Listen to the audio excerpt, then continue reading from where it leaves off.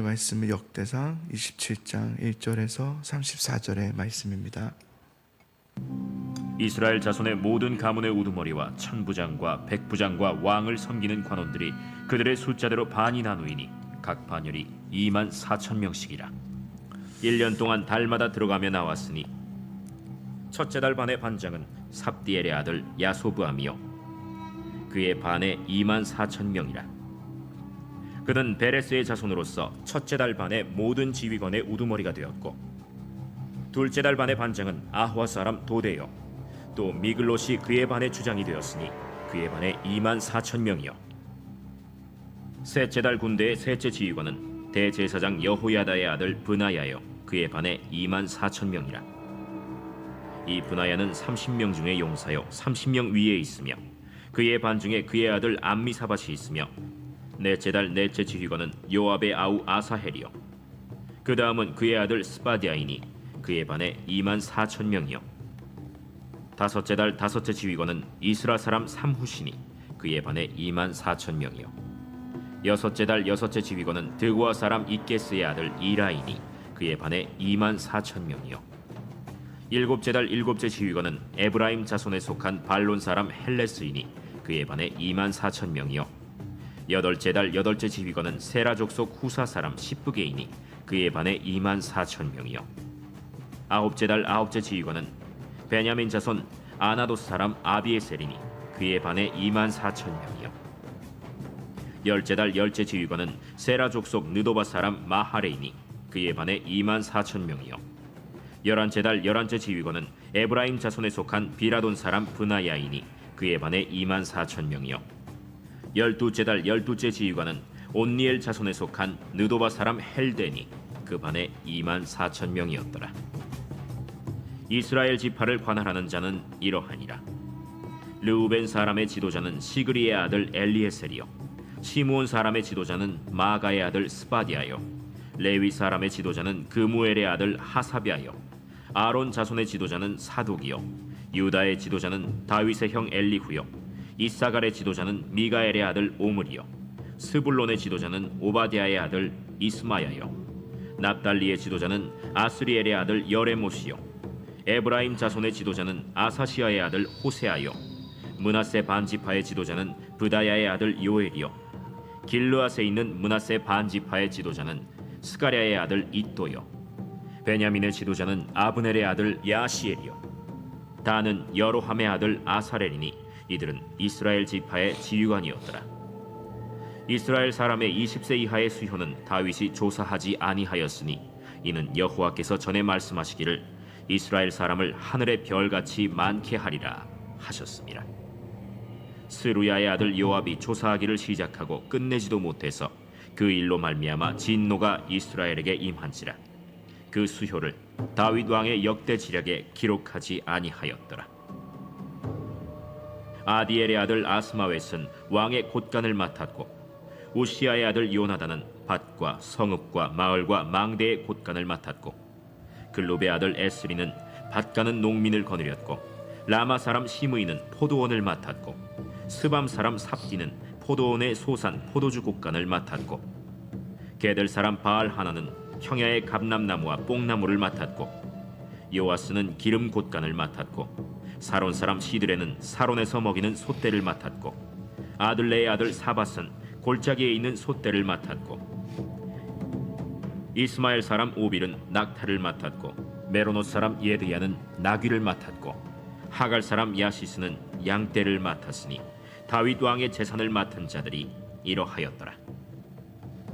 다윗의 숙부 요나단은 지혜가 있어서 모사가 되며 서기관도 되었고, 학모니의 아들 여히엘은 왕자들의 수종자가 되었고, 아히도벨은 왕의 모사가 되었고, 아렉 사람 후세는 왕의 벗이 되었고, 브나야의 아들 여호야다와 아비아달은 아히도벨의 뒤를 이었고, 요압은 왕의 군대 지휘관이 되었더라. 아멘. 다윗이 이제 아들 솔로몬에게 왕위를 내어주고, 그리고 이제 다윗은 지금 이제 자신이 죽은 뒤에도 계속해서 이 하나님의 언약이 이루어지고 성취되도록 마지막까지 최선을 다하고 그 준비해 주는 모습을 우리가 보게 되죠. 그러니까 여러분, 마지막이 참 중요한 것 같아요. 마지막이 중요한 것 같아요. 그러니까 어떻게 마무리하느냐가 중요한 것 같아요. 그러니까 끝까지, 여러분, 끝까지예요. 끝까지, 마지막까지 하나님을 위해서, 그 언약의 성취를 위해서 살아가는 것. 여러분, 이 삶에는 끝이 없습니다. 나는 이제는 이런 일이 없어요. 내가 죽는 그날까지 내가 하나님 쓰임 받기를 원합니다. 이렇게 가야 되는 거죠. 다윗을 보세요. 다윗은 죽는 그날까지 사역을 멈추지 않습니다. 끝까지 눈을 감는 그날까지 하나님의 그 언약의 말씀을 성취를 위해서 그 길로 나아가는 그 모습을 우리에게 한 가지 또 보여줍니다. 이스라엘은 지금 중요한 성전 건축이라는 사명이 주어지지 않았습니까? 이건 하나님을 위한 것이잖아요. 물론 이 성전을 세우는 데 있어서 먼저 레위인들, 제사장들을 정비하는 것을 우리가 보았습니다. 물론 레위인과 제사장도 중요하지만 레위인과 제사장만 있는다고 해서 성전이 될 수는 없습니다. 그렇죠? 우리 예수사랑교회가 우리 교육자들만 있는다고 잘하면 되는 곳이 아닙니다. 우리만 몇 명만 잘 세워지면 뭐 우리 교회가 되겠지. 천만의 말씀입니다. 제사장들만 세워지고 레위인들만 정비되어서 잘 세워지면 그 성전은 잘 건축되느냐? 그럴 일은 없습니다. 성전 건축을 위해서는 이 레위인과 제사장 외에 다른 여러 역할을 감당해야 되는 맡을 자들이 또한 필요합니다. 그들이 사실은 핵심 멤버이라고도 할 수 있겠죠. 그래서 먼저 이 다윗은 성전 건축인데요, 군대를 준비시킵니다. 군대를 준비시키는데 이 군대 지도자들을 세우는 거죠. 어느 반열에, 반장이라는 우두머리라는 뜻이거든요. 어느 반열에 그 달에 반장은 누구인지, 또 지휘관은 누구인지, 그런 맡을 자들을 이렇게 지명하여서 세우는 것을 보게 됩니다. 그래서 첫째 달, 뭐 둘째 달, 뭐 셋째 달, 12째 달까지 해서 매달 그 반열에 우두머리 반장들을 이렇게 지명해서 세우는 것을 보게 되죠.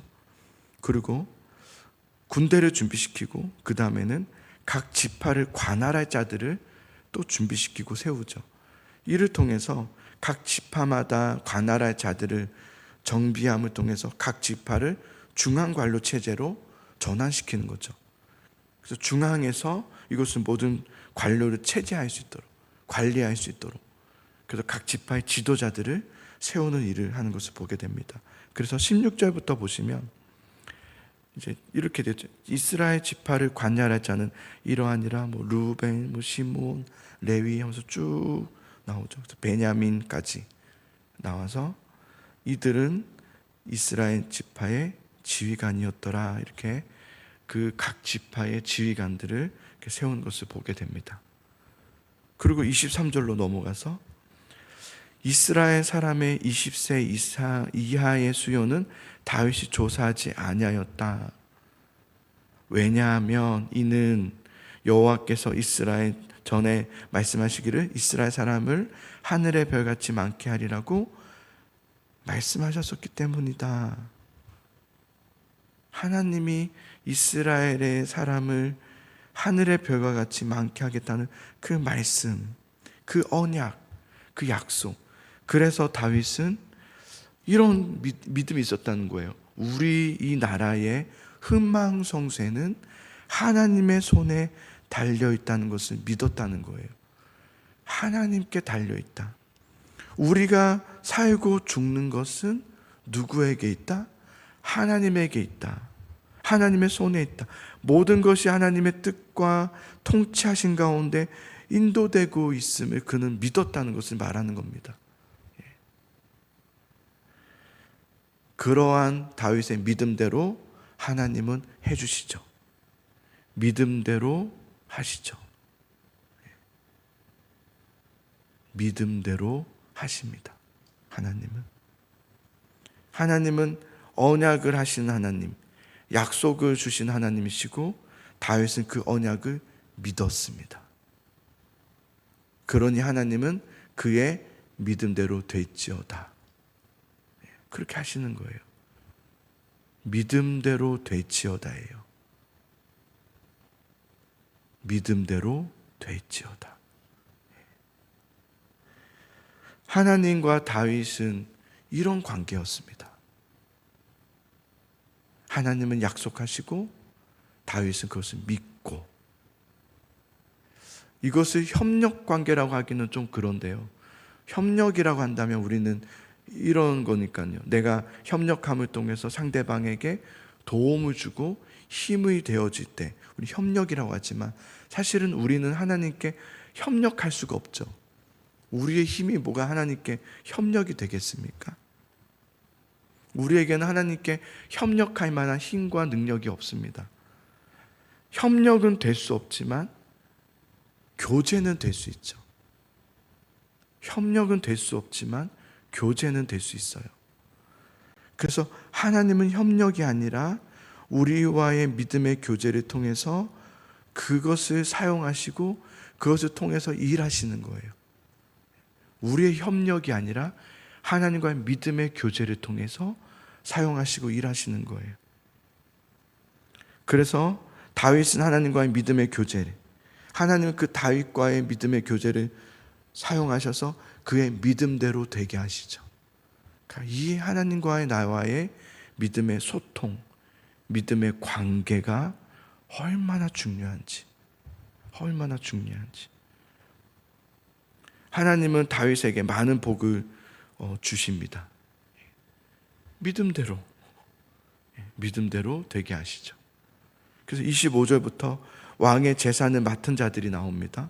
그래서 왕의 곡간을 맡은 자들, 밭과 성읍과 마을과 망대의 곡간을 맡은 자들, 밭 가는 농민들, 포도원을 맡은 자들, 뭐 쭉쭉쭉쭉 나오죠. 감람나무, 뽕나무, 기름곡간, 솥대, 낙타, 나귀, 양떼를 맡은 자들을 세워서 하나님이 주신 복을 관리할 자들을 또한 세우는 것을 보게 돼요. 그만큼 정말 많은 복을 받았어요, 다윗은.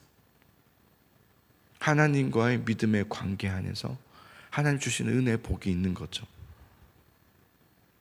이렇게 다윗은 우리가 이제 하나님 앞에 성전 건축에 대한 중요한 사명, 그리고 그것을 이제 솔로몬에게 위임해주고, 그리고 이제 너가 알아서 해라 하고 손 털고 이제 너 책임이다, 이런 일은 없습니다. 이런 일은 있을 수가 없어요.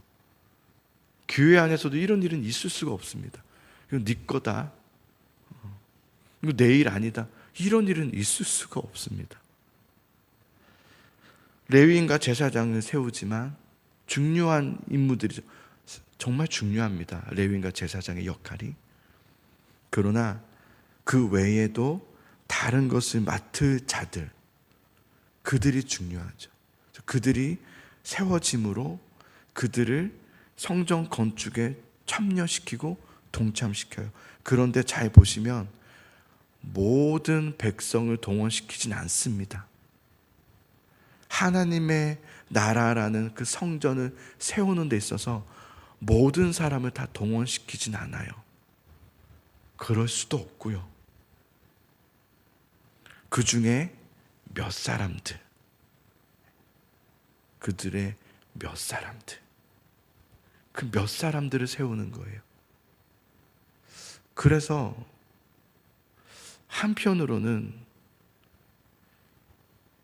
한국교회 지도자들의 고민이었지만, 저도 참 그렇네 하며 비난하는 내용이었지만, 교회의 15%에서 20%가 교회를 움직이게 한다.